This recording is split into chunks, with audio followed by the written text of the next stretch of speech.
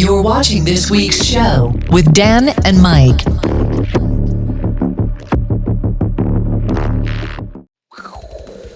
This week's show podcast going from the vault again. Yep, we've let the manager have the key and she's dug out a couple of interviews. A twofer of the same band, which interestingly enough, I did one of them and Mike did the other one. Yeah. You did the first one, I believe. Yes, so mine was Download 2018. I have very long hair again. Seems to be a feature from the vault. So does the lead singer of this band. Yeah, it's crazy.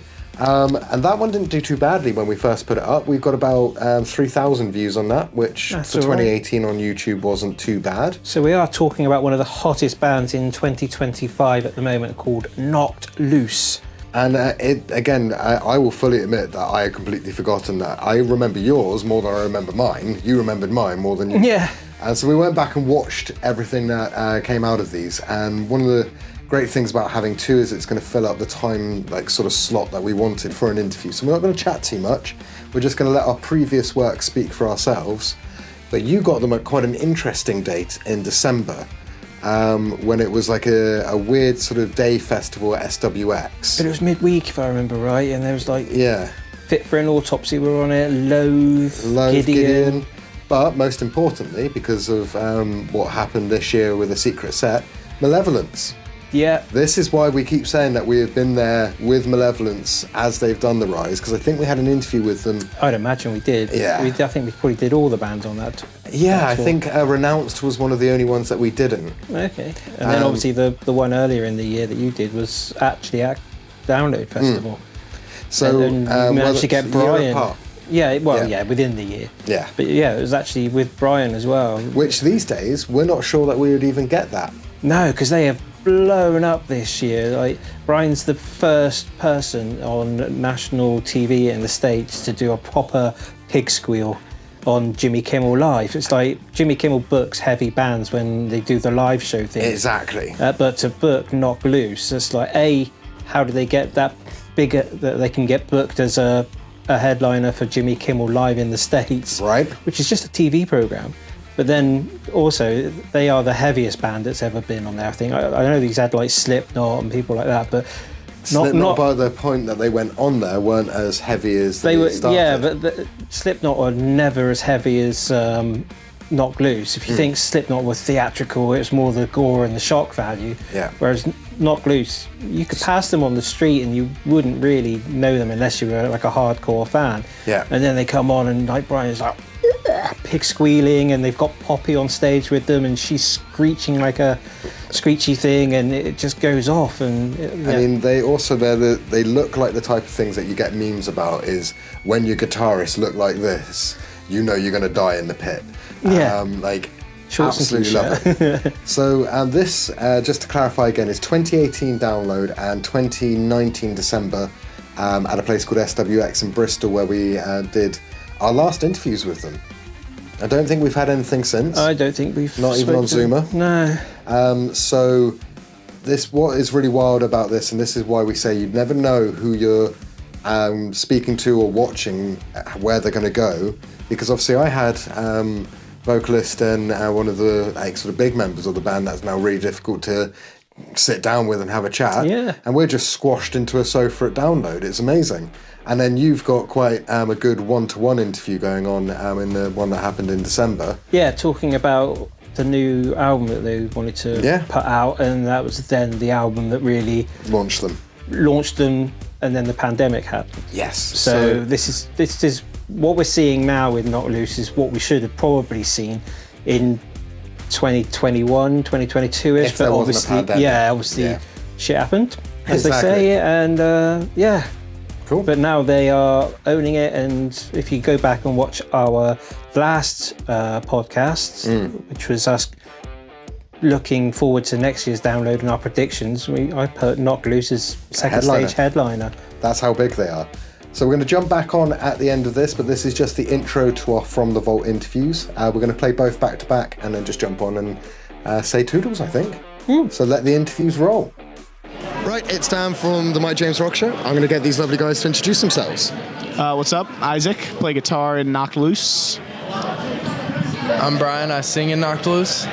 And forgive me for not knowing this because I've been in here all day. Have you guys played yet, or? We're actually about to play right after this. So I'm your prep right there. for playing live. Yeah. Yeah, I got to get you all hyped and stuff now. Yeah. Shall we do some like exercises or like star jumps or something? No, like we have to do that right before. We'll be fine. Yeah. Do you have like a band process? Me and our drummer hug for 20 seconds. Nice. Yeah, and then we just stretch. Gotta stretch. It releases positive endorphins, and so we get the blood flowing. It'll be cool. It is quite fun hearing everybody's different process for going like sort of on stage. Some people, as you say, stretch and jump about. Somebody had a circle of smiles where they just, for 30 seconds, all smile at each other. Sounds terrifying. I don't know why anyone would do that. I mean, you don't want to know what our process is for getting hyped up for interviews. I can only imagine. Yeah, just punching each other. So sick. We're too nice. So. That's what we do like the rest of the time that we spend together. So before the show, we have to try to be nice.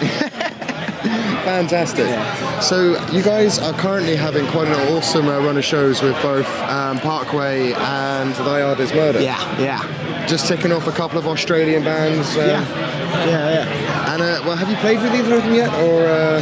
We've never we played with Thy Art Is Murder, like in 2013. Yeah. Okay. Within the first 6 months of us being a band. That's awesome. We played, they were doing a US tour and we opened it up in our hometown of Louisville, Kentucky. Sick. Since we've been over here, we've played 1 show with Parkway and 2 shows with Thy Art Is Murder. We did Austria day 1 with both of them, and then the next day we did Switzerland with Thy Art Is Murder. And I think we have like 4 more with Thy Art Is Murder and like 2 more with Parkway Drive. That is an awesome little trip out of America. Very excited, very grateful to be a part of it, especially with a band like Parkway Drive. Yeah. So, apart from that, what are you guys planning for the rest of the summer? After you're done over this way, are you going back home to write, or is it more touring for you guys? We're actually, this Europe tour that we're doing is a month long, playing a bunch of shows. Then after this, we do a couple Warped Tour shows. Nice. We play a Warped Tour. We play. Love it. It's awesome. We play a couple Warped Tour shows. Do This Is Hardcore in Philadelphia, and then we're gonna write some more. So you're saying it off camera. It's been a couple of years since the debut release. Yes, I have. Are you guys itching to write some new stuff, play some new stuff on stage? Yeah. A couple of years on the debut is a long time playing the same songs. I still very much enjoy playing the songs that we have. I mean, we're constantly getting the opportunity to expand our fan base, like playing with Parkway Drive and stuff. So like, it's still exciting to show so many new people what we've done, and it's still fun to play. But on the other hand, I am very excited to move forward. I'm very excited with what we've come up with so far and what we'll come up with in the future. That's awesome, man. Like, again, as I say, a couple of years is a long time. If you're still really enjoying playing the music, that's fantastic. Yeah. Because I know it sounds silly, but you do come across some people that are like, I'm bored of my own stuff. It's like, no, you've got to enjoy playing your own stuff. I mean, there's definitely something to that. Like, I understand. Like, it's definitely to the point now where we're feeling like, oh man, these are the same songs we've been playing forever. But when the show is good, it's, the show is good, and it's cool to show people. Yeah, I imagine you know them so much you could play guitar behind the head and... I don't even think I'm that good. I don't think I'm that good yet. I don't think anyone in our band is that good yet. You could try and then at least spice things up a little bit. Yeah, it would. People would notice for sure. People would 100% notice. So I'm asking this just because it has a fairly fun answer. What's the weirdest thing that's happened to you on tour so far? On tour or on stage? Either or. Like, if you got a good on stage story, I'll take it. On stage, one time in Portland, Oregon, I don't know why, and if this girl's listening to this, please tell me why. She grabbed my shirt with her teeth and just yanked and ripped a giant hole in my t-shirt with her teeth. Like bit a hole in your teeth? My God. Like a zombie. Yeah. Did she get any flesh at all? Or? No, just my t-shirt. Yeah. That's crazy. It was a sick t-shirt though. Yeah. He was pretty pissed. I would be as well. If it makes you feel any better, same thing happened when I was watching Crown the Empire. Yeah. And like his shirt got destroyed. It's like the worst bit was I really like that T-shirt. Yeah. But he gets pantsed on stage, so people actually pull down his trousers and stuff. Oh, come on. Yeah, that's. I'll be very bummed out. Yeah, that would piss me off. I mean, it's never bummed out. I'll be like a little bit concerned if it ever happened in an interview, because there isn't really that tone where somebody's going to suddenly whip my trousers down, and I never feel the need to do it to somebody else. Do you know what I mean? So, I don't think I would like that at all. nah. Well, hopefully it never happens. Maybe you don't have the same fans, and I apologise if I've now cursed you with this happening in the future. Do you know what I mean? Okay. We'll take it in stride for sure. Well, anyway, thank you for taking a couple of minutes to speak to us. Yes, thank you. It's been awesome, but we'll let you crack on and get the rest of your press done, and then do some star jumps ready for later. Thank you. Thank you very much, guys. Cheers. Right, it's Mike from the Mike James Rock Show. We're at the tail end of 2019, but there's still some monster tours going on, like the one we're at today, and this fine fellow is going to introduce himself. What's up? I'm Brian. I sing in Knocked Loose. Dude, welcome back to the UK. Thank you for having me. Yeah, I'm excited. The new album is phenomenal. Thank you. I just thought I'd get that out straight away. I've Yeah. been blasting it all week, man, just to like sort of get it into my system, and it's in my system now. Thank man. you so much. I really appreciate that. It seems for me that it's definitely like a sweeter but more aggressive version of the first release. Is that how you? A good way of describing it? Yeah, for sweeter sure. but more aggressive. Definitely more aggressive. I think that it's a lot darker. Okay, I think yeah. It's faster. I mean, obviously, I think that it's just better. But yeah, I'm very excited that it's finally out. Yep. You've played a couple of dates already in the UK. How are you finding it so far? Is the new stuff going over okay with the fans? Yeah, it's amazing. This is our third show on this tour in the UK, and it's already going so well. Yeah. Like, we've been looking forward to this for so long, and with the record being out, we're kind of just like we had the conversation of like, okay, if we're headlining off the record, we're going to play the record. Like, we're going to play as much of it as we can, whether or not people have heard it yet or not. Yeah. So we're playing like almost the entire thing. Oh wow! Yeah, just only without like a couple songs, but so it's fun. You get to play new songs, and then like on top of that, it's going extremely well. Like Got all the older stuff as well, just to break it up and fragment it for yourself. For sure. Are you finding that playing the entire new stuff, you're finding that it's a good way of spotting out which has the potential of being included in sets maybe next year when you're doing festival season? You've got to play a shorter set time? Yeah, exactly. Like, we play it all now so that when it's time to do like a support tour or a festival, like you said, and we only get like 20 minutes, we know what new songs go off live. Yeah. And like, we know what old songs go off live because we've been playing them for so long. So yeah.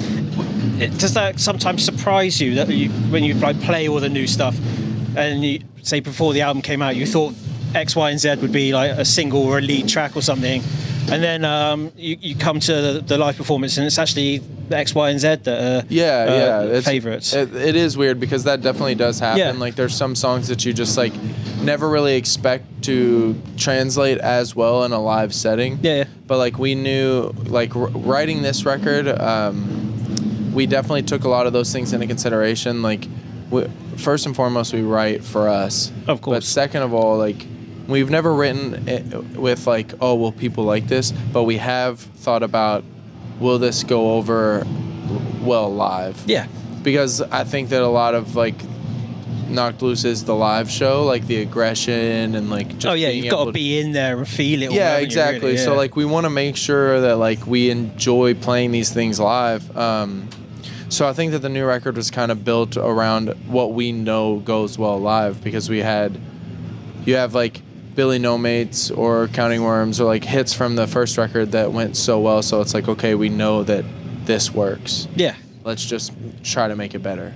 That's a great way of sort of thinking about it as well. It's just doing it for yourselves, and if people get into it, they get into it. It wasn't like a huge like rebranding or rebirth of the band. Like, we know what we like to do and we know what we're good at doing, so let's just try to do it better. And you've learned from, I'm not saying you've made any mistakes, but you've learned from past experiences recording and writing the first album. 100%. Yeah, I think that if you listen to the trajectory of our discography, it just gets faster and faster and faster. Just because like we enjoy playing fast. Yeah. And like we don't play live to a metronome, so like sometimes you get excited and you play too fast. But I've always found that like I prefer to play a little bit faster, and then it just makes the slow parts heavier. Yeah, I can see that. Yeah. Because the breakdown comes at you. Yeah, more exactly. harder. Yeah, like if everything's just one tempo, you don't really know when the breakdown comes. So you just give the drummer a Red Bull or something before going on stage. Yeah. It's like quick set tonight. Yeah, exactly. Straight through. Yeah. Sometimes he's like, guys, I'm sorry tonight. Like tonight was too fast, and I'm like, oh no, that's fine. I prefer going fast myself, but. That's part of the aggression that you want, isn't it? You want it fast and angry. It's almost like a punk mentality, isn't it? It's like, it might not be the sharpest of sets ever, but it's hard and fast. For and the sure. kids throw down to it. I'm the one that's like interacting with the fans and like getting in people's faces, and it's just, I get so hype that I just like black out and I just go crazy. And like when it's super, super fast, my like heartbeat's going crazy, and I'm just like feeding off the energy of the crowd. How'd you get into the mindset just before going onto stage? Do you like do press ups or work out something to get yourself real pumped up and angry, or mind space or something like that, or you really chill and just burst out as soon as you hear that beat? I do a lot of like breathing exercises. Okay. I think that like stamina is something that I'm always working on as a vocalist, because I feel like I run out of breath a lot, or like sometimes you'll watch a band and he'll just like talk the entire time instead of like screaming, and like I've just never liked that about myself. Like the standard I hold myself to is that I can perform what I write, but it is hard, so I'm always working on my stamina. Is that something as simple as like skipping or just like bouncing around? Yeah. And I have like this app on my phone that has a bunch of like breathing exercises to just like stretch out my diaphragm and like just get my body ready. And then I try to be like more calm. Sometimes I'll like jump around, but I don't really talk to anybody. It's just like I kind of just need to be like left alone and like stretch out a bit. And, just get in the zone. Prepare. How'd you come down from the high afterwards then? Because obviously you've built it up and it's a huge release. Is it a full emotional and physical drain? Do you have to sit down and chill for 10 minutes after you come on stage? I just need to be left alone. Like I usually just sit on my phone and zone out. Just so I can block everything out. Sometimes people will talk to me and I just like can't even like really respond. I'm just like, you've given everything to your performance and your art, man. For sure. That's ideal. Well, I think that's going to be the trigger that says this is the end of the interview. It happened in the last one. This is the thing, we're doing multi-band things at events like this. So I'm just going to say I'll wish you best of luck for everything with the rest of the tour. And, thank you so much. 2020, and hopefully you'll have an amazing show here and get to remember it. I think so, thank you very much. Cool, man, thanks. There you go. That gives you a little insight into Knocked Loose when they were a fledgling band. Slightly lower down. But this gives me very good cause to say, whilst you're doing a like, subscribe and hit the notification bell, make sure that you also tell us what bands that you're interested in, even if they're at Knocked Loose level, because we might be able to dig something out of the vault. There is 18 years worth of interviews in the vault, and there's going to be bands in there that are headliners. For instance, Parkway. When you first interviewed Parkway, they headlining. They were very low down, if not part of the opening.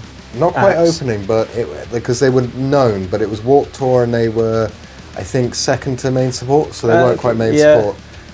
Because by the time Parkway had made it across the water, they were getting festival slots that are a bit higher. But that's the type of thing that we're talking about. I mean, we said it in the last podcast as well.